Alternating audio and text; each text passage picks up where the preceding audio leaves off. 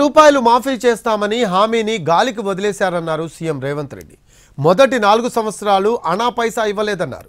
Outer ring road నమ్మి 11,000 కోట్లు రైతుల ఖాతాలో వేశారన్నారు. 8,596 కోట్లు మితికిపోయాయన్నారు. 10 సంవత్సరాలు మొదటి 5 సంవత్సరాలు ₹1,00,000 రుణమాఫీ చేస్తా అన్నాడు. 4 విడతలు అన్నాడు. మిత్తి నేనే కడతా అన్నాడు. ఆయన కట్టిన దాంట్లో అసలు కంటే మిత్తికే ఎక్కువైంది. 2018 నుంచి 2023 వరకు మళ్ళీ ₹1,00,000 రుణమాఫీ చేస్తా అన్నాడు. మొదటి 4 సంవత్సరాలు అనా పైసా కూడా ఇవ్వలే. ఆఖరి సంవత్సరం ఔటర్ రింగ్ రోడ్డును అమ్మి 11,000 కోట్ల రూపాయలు రైతుల ఖాతాలో వేస్తే 8,596 కోట్ల రూపాయలు మిత్తికే పోయినాయి. అసలు చెల్లించింది 2,500 కోట్లే. 29 రాష్ట్రాల్లోని ముఖ్యమంత్రులకు సవాల్ విసిరారు సీఎం రేవంత్ రెడ్డి. 17,800 కోట్లు రుణమాఫీ చేసిన చరిత్ర ఈ దేశంలో ఉందా అని అన్నారు. స్వాతంత్రం వచ్చినప్పటి నుంచి ఏ ప్రభుత్వం ఇలా రుణమాఫీ చేయలేదన్నారు. మా భట్టి గారి సలహా తీసుకున్నా. ఇవాళ నేను ఈ వేదిక మీద నుంచి సగర్వంగా తెలంగాణ రైతాంగానికి గొప్పగా నేను చెప్పదలుచుకున్నా. 29 రాష్ట్రాలలో ఉన్న ముఖ్యమంత్రులను కానీ ప్రధానమంత్రి నరేంద్ర మోడీని, కల్వకుంట్ల చంద్రశేఖరరావును సవాలు విసురుతున్నా.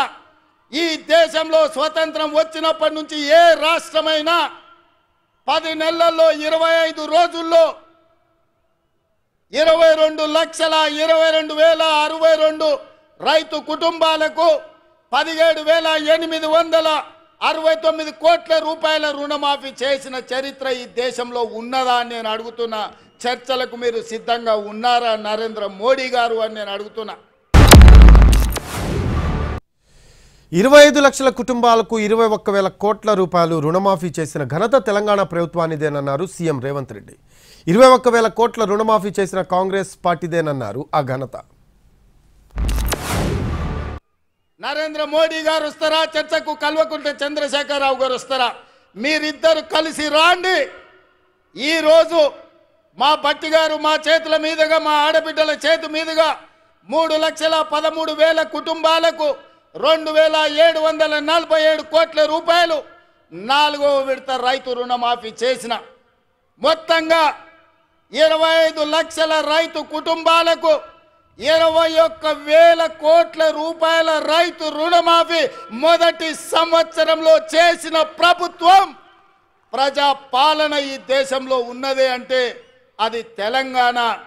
ఈ తెలంగాణ రాష్ట్రం రైతులకు రుణమాఫీ చేసిందంటే సోనియమ్మ ఆశీర్వాదంతో, రాహుల్ గాంధీ గారు ఇచ్చిన గ్యారంటీతో చేసినామని నేను చెప్తున్నా. బీఆర్ఎస్ బీజేపీ నేతలకు సీఎం రేవంత్ రెడ్డి సవాల్ విసిరారు. ఒక్కొక్కరుగా వస్తారో, అందరూ కలిసి వస్తారో, ఎట్లొస్తారో అట్లా రావాలన్నారు. రైతులను ఆదుకున్న చరిత్ర కాంగ్రెస్ పార్టీదేనన్నారు రేవంత్ రెడ్డి. బీజేపీ నాయకులను, బీఆర్ఎస్ నాయకులను ఒకరొక్కరికి వస్తారో, అందరు కలిసి వస్తారో, ఎట్లొస్తారో అట్లా రాండి. అసెంబ్లీలో తేలుద్దామా, పాలమూరు గడ్డ మీద తేలుద్దామా? మొదటి సంవత్సరంలో 25 లక్షల రైతు కుటుంబాలకు 21,000 కోట్ల రూపాయల రైతు రుణమాఫీ చేసిన పేటెంట్ కాంగ్రెస్ పార్టీ గ్యారంటీ అని నేను చెప్పదలుచుకున్నా. గ్యారంటీల గురించి మాట్లాడాల్సి వస్తే, స్వతంత్రం వచ్చినప్పటి నుంచి దళితులకు, గిరిజనులకు, ఆదివాసీలకు, బలహీన వర్గాలకు భూ పంపకాలు చేసి అసైన్మెంట్ పట్టాలు ఇవ్వడం ద్వారా ఆ గ్యారంటీ మాది. రైతులను ఆదుకున్న చరిత్ర మాది. 20,000 కోట్లతో తమ ప్రాజెక్టులను పూర్తి చేయడానికి మనసు రాలేదా అని ప్రశ్నించారు సీఎం రేవంత్ రెడ్డి. 70 ఏళ్ల తర్వాత వచ్చిన అవకాశాన్ని జారవిడ్చుకుందామా, అభివృద్ధి చేసుకుందామా అని ప్రశ్నించారు ఆయన. ఎందుకు అలా ఈ కోపం, ఈ ద్వేషం బీఆర్ఎస్ వాళ్ళకని అడుగుతున్నా.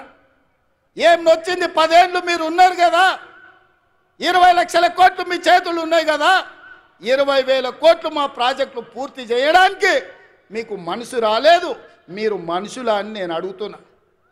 ఇవాళ నేను కల్వకుర్తి పూర్తి చేయాలను, ఉత్తమ్ కుమార్ రెడ్డి గారు పాలమూరు రంగారెడ్డి నిత్యం సమీక్షించడం ద్వారానో, మా గద్వాల కృష్ణమోహన్ రాలపాడు నుంచి గద్వాల అలంపూర్లో మా సంపత్ కుమార్ ప్రాజెక్టు పూర్తి చేయాలని అడుగుతుంటే వాటికి నిధులు ఇవ్వాలి, నీళ్లు రావాలి అని నేను అంటుంటే మీరు అట్లెట్ల ప్రాజెక్టులు కడతారని చంద్రశేఖరరావు గారు ఆయన కొడుకు ఆయన అల్లుడు అంటారు.